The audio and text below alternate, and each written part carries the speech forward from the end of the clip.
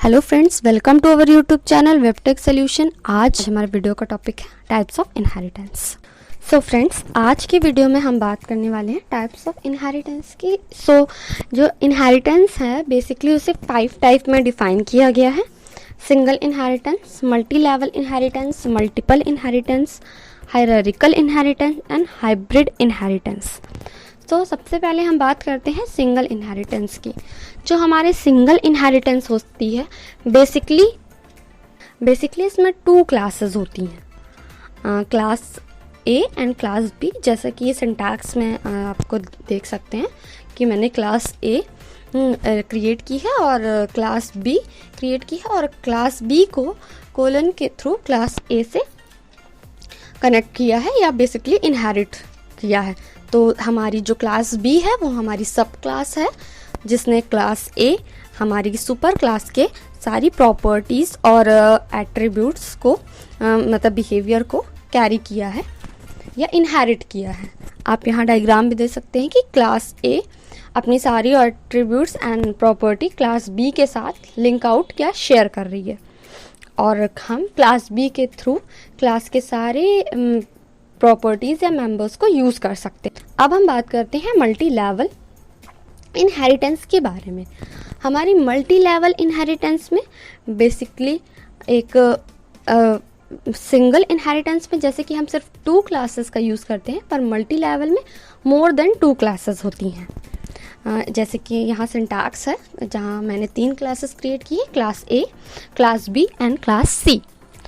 तो जो हमारी क्लास बी होगी वो क्लास ए के थ्रू लिंक रहेगी या इनहेरिट रहेगी और क्लास सी को क्लास बी इनहेरिट करेगा।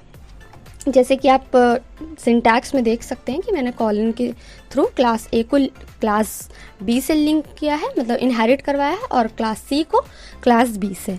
और आप डायग्राम में भी देख सकते हैं कि क्लास ए अपनी सारी प्रॉपर्टीज़ क्लास बी को शेयर कर रही है और क्लास बी अपनी सारी attributes and behaviour class C के साथ शेयर कर रहा है। तो इस तरीके से हम मल्टी लेवल इनहेरिटेंस का यूज़ करते हैं। अब हम बात करते हैं मल्टीपल इनहेरिटेंस के बारे में। हमारे मल्टीपल इनहेरिटेंस में एक सेम क्लास बेसिकली 2 क्लासेस से लिंक आउट रहती है या फिर कनेक्टेड रहती है। सो हमने यहाँ पर बेसिकली क्लास ए क्रिएट की है और क्लास बी क्रिएट की है और क्लास सी क्रिएट की है। जो हमारी क्लास सी दोनों क्लासेस की प्रॉपर्टी को इनहेरिट कर रही है, क्लास बी और क्लास ए। हम इसे सीक्वेंस को आगे पीछे भी कर सकते हैं। हम पहले क्लास ए लिख सकते हैं और फिर क्लास बी लिख सकते हैं। सो जो हमारा क्लास सी होगा उसके पास दोनों क्लासेस की प्रॉपर्टीज़ होंगी, क्लास ए की भी होंगी और क्लास बी की भी होंगी।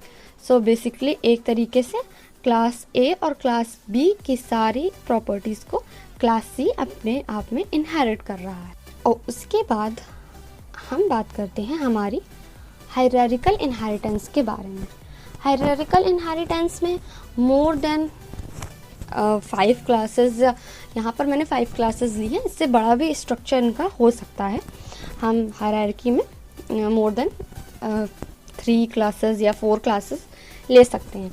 जैसे कि यहाँ पर एक हायरार्की है, डायग्राम में देख सकते हैं। क्लास ए क्लास बी के साथ कनेक्टेड है और क्लास सी के साथ कनेक्टेड है और हमारी क्लास सी क्लास डी के साथ कनेक्टेड है और क्लास ई के साथ कनेक्टेड है। बेसिकली ये एक हायरार्की को फॉलो कर रहा है और हमने यहाँ पे इसका सिंटैक्स भी क्रिएट किया है। तो जो हमारी क्लास ए क्रिएट किया है मैंने, क्लास बी क्रिएट किया है, क्लास सी और क्लास डी और क्लास ई।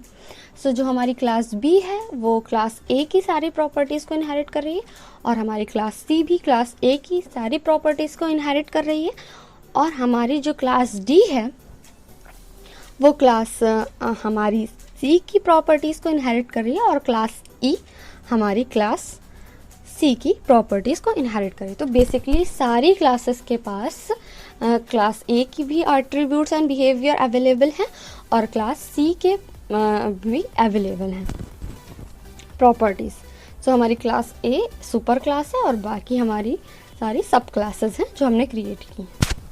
और हम उन्हें अकॉर्डिंग हमारे यूजेस के टाइम टू टाइम यूज़ कर सकते हैं।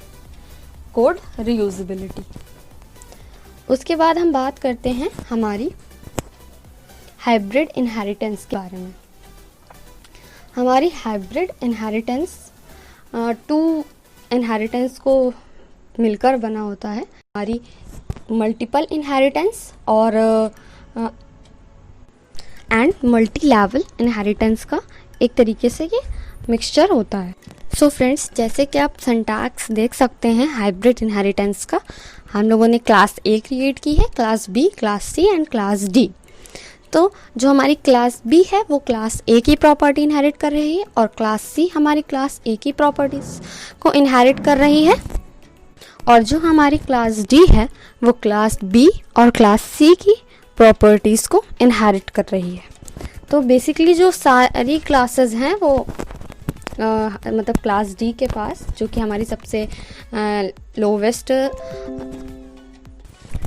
लोवेस्ट हमारी सब क्लास है, और हमारी क्लास ए सुपर क्लास है।